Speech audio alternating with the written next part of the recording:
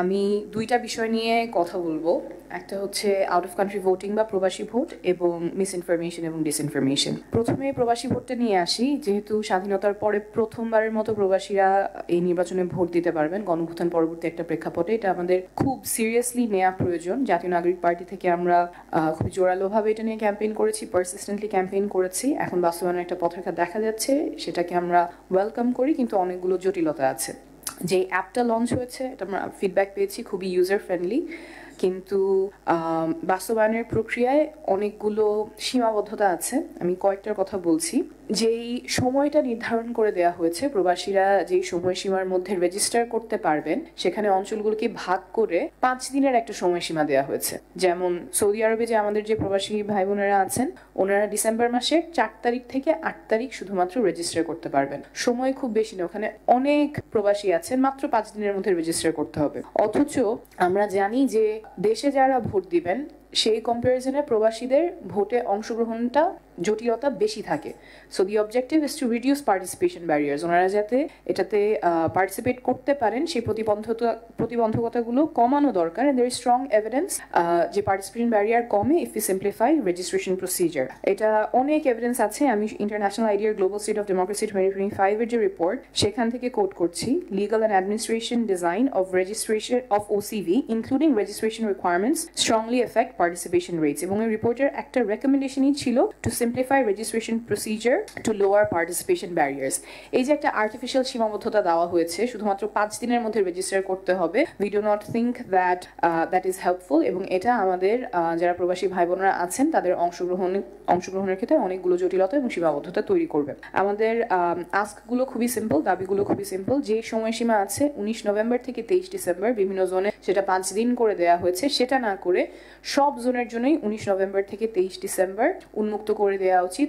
1 মাসের কিছুটা বেশি সময়, এই পুরো সময়টা দিলেও যে খুব বেশি সময় থাকবে প্রবাসীদের রেজিস্টার করার জন্য তেমন না, কিন্তু তারপরেও এতটুকু সময় সব জোনের জন্য উন্মুক্ত করে দেওয়ার আমরা দাবি জানাচ্ছি, যাতে 19 থেকে 23 এই পুরোটা সময় প্রবাসের যে কোনো খান থেকে ওনারা পোস্টাল ভোট বিডি অ্যাপে রেজিস্টার করতে পারেন। এর পাশাপাশি যারা রেজিস্টার করবেন, ওনাদের অনেকেরই টেকনিক্যাল হেল্প প্রয়োজন হতে পারে। কি করে অ্যাপে রেজিস্টার করবেন, অনেক প্রশ্ন থাকতে পারে, এনআইডি স্ক্যান, বিভিন্ন জিনিস নিয়ে। এই কারণে আপনাদের পক্ষ থেকে সহায়তা প্রয়োজন। আমরা দেখেছি আপনারা একটা ইমেল এবং হেল্পলাইন দিয়েছেন, এটা আরো ভিজিবল করা এবং 24/7 যাতে সহায়তাটা পাওয়া যায়। এবং টার্ন অ্যারাউন্ড টাইম কত হবে, কেউ যদি কোনো প্রশ্ন করেন, আপনাদের ইমেলের মাধ্যমে প্রশ্ন করেন, কতক্ষণের মধ্যে তিনি এই উত্তরটা পাবেন, সহায়তাটা পাবেন, সেটা স্পষ্ট করবেন। হেল্পলাইনের মাধ্যমে কতক্ষণ বা কতদিনের মধ্যে ওনারা এই সহায়তাটা পাবেন সেটা স্পষ্ট করবেন। কারণ আমরা এর আগেও দেখেছি, যখন রেজিস্টার করার কথা ছিল তখন শেষ তারিখ ছিল শুক্র, শনি, উইকেন্ড, সার্ভার ডাউন ছিল, হাজার হাজার মানুষ এনআইডির জন্য রেজিস্টার করতে পারে নাই। একই টেকনিক্যাল ডিফিকাল্টি যাতে এই ক্ষেত্রে না হয়।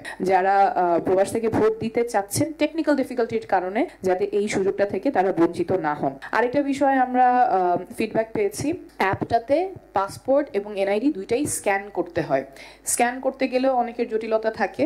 আপনারা এটার সাথে একটা ম্যানুয়াল অপশন অ্যাড করবেন। যারা স্ক্যান করতে পারেন স্ক্যান করবেন, স্ক্যান করা ছাড়াও ম্যানুয়ালি যদি ইনফরমেশন ইনপুট দেওয়ার সুযোগ থাকে তাহলে ওটা টার্ন আউটটা বাড়াবে। আরেকটা কথা আমরা গত কয়েকদিনেও বলেছিলাম যে এখন বর্তমান ব্যবস্থায় পাসপোর্ট এবং এনআইডি দুইটারই তথ্য দিতে হয়। যদি দুইটার যে কোনো একটা, যার এনআইডি আছে সে এনআইডি দিয়ে রেজিস্টার করতে পারবে, যার পাসপোর্ট আছে সে পাসপোর্ট দিয়ে রেজিস্টার করতে পারবে, তাহলে এটা অনেকের জন্যই সহজ হবে।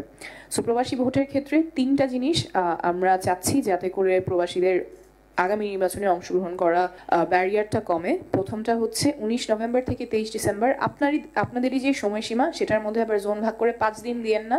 5 দিন হলে অনেকের জন্যই অসুবিধা হবে এবং এই আর্টিফিশিয়াল ব্যারিয়ারটার খুব যৌক্তিকতা নাই। পুরোটা সময় জুড়ে যাতে সব জোন থেকে ওনারা রেজিস্টার করতে পারে সেই ব্যবস্থা করবেন।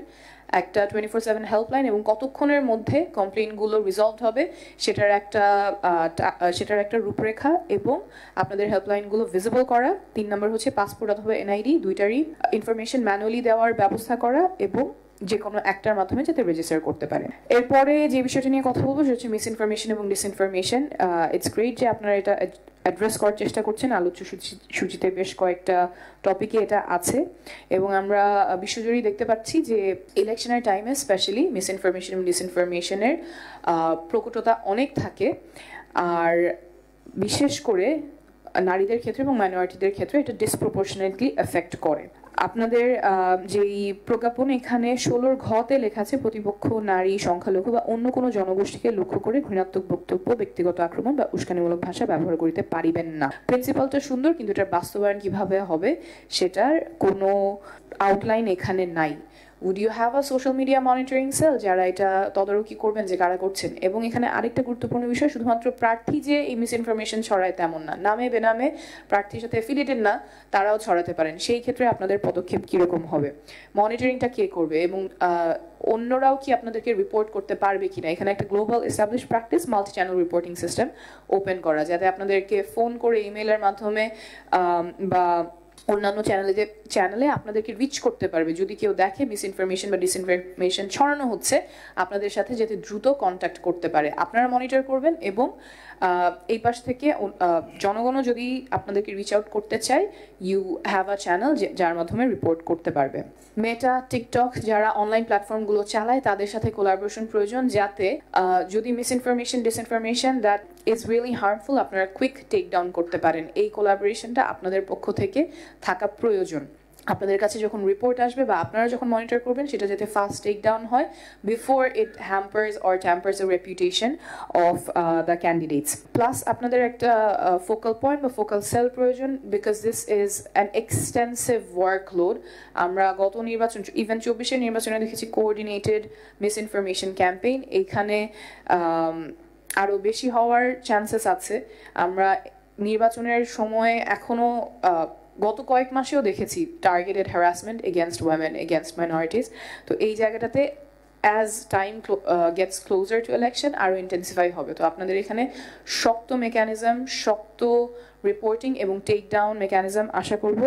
এবং এই জায়গায় আমি আশা করব যে প্রবাসী ভোট এবং মিস ইনফরমেশন নিয়ে এটা শুধু ওয়ার্ডসে সীমাবদ্ধ থাকবে না, আপনারা আসলেই ফলো আপ করবেন এবং আমাদেরকে জানাবেন আপনারা এই বিষয়ে কী কী পদক্ষেপ নিচ্ছেন।